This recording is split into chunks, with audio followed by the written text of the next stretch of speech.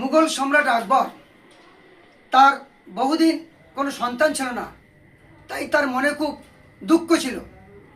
তার গুরু সুফি সাধক সেলিম চিশতির কাছে শরণাপন্ন হন। সেলিম চিশতি তাকে আশীর্বাদ করেন এবং কাস্টার্ড আপেল অর্থাৎ আতাফল দেন বা সীতাফল, যে রানীমাকে খাওয়াবেন, খাওয়ালে সমস্যার সমাধান হয়ে যাবে। তারপরেই আকবরের বাচ্চা হলো। বহু তপস্যা সাধনা করার পর সেই বাচ্চার নাম গুরুর নামে রাখলেন সেলিম। পরবর্তীকালে অবশ্য তিনি জাহাঙ্গীর উপাধি পেয়েছিলেন এবং জাহাঙ্গীর নামে তিনি খ্যাতি লাভ করেছিলেন।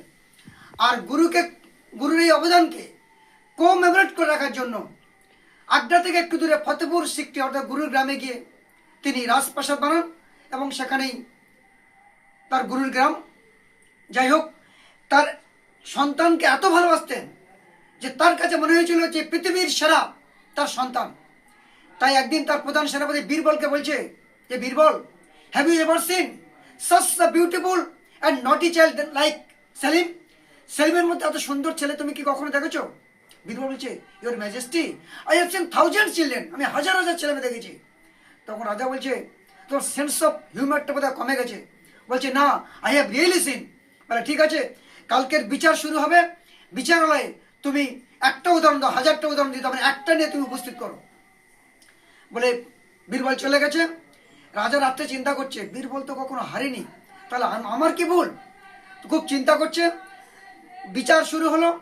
এমন সময় সেই বীরবল একটা কালো কুচকুচে, মুখে বসন্তের দাগ আর নাকতে শিংনি জল ঝরছে সেই সন্তানকে নিয়ে তিনি কোর্টে হাজির করলেন।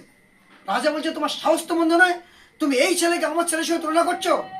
তখন বলছে, your majesty, you can think this child is not beautiful. আপনি ভাবতে পারেন এটা সুন্দর নয়, but I will prove you this child is no less beautiful than Salim. সেলিমের থেকে কোনো অংশে কম নয়। বলে, ঠিক আছে, চলো। বলে রাজাকে নিয়ে, সেই দুটো ছেলেকে নিয়ে তিনি গেলেন, দুটো সেনাকে নিয়ে। একটা বস্তির ধারে, একটা নর্দমার ধারে একটা কুঁড়ে বাড়ি, সেখানে নিয়ে গেলেন। ছেলে দুটোকে বাইরে রেখে সেনাপতির তত্ত্বাবধানে সেখানে গিয়ে দেখেন একটা মা অজন্য মানে কাঁদছে। তখন গিয়ে বলছে বীরবল যে, তুমি কেন কাঁদছ? তখন বলছে, আমার গতকাল থেকে আমার সোনার টুকরো ছেলে, আমার চাঁদ, আমার পৃথিবীর সেরা ধন, আমি তাকে খুঁজে পাচ্ছি না, আমার বুক ফেটে যাচ্ছে, এটাই আমার জীবন, পৃথিবীর সেরা ধন।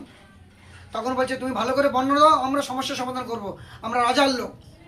ভালো করে বর্ণনা করেন। রাজাও সেখানে দেখছেন। তখন সেলিমকে নিয়ে গিয়ে দেন, এটাই কি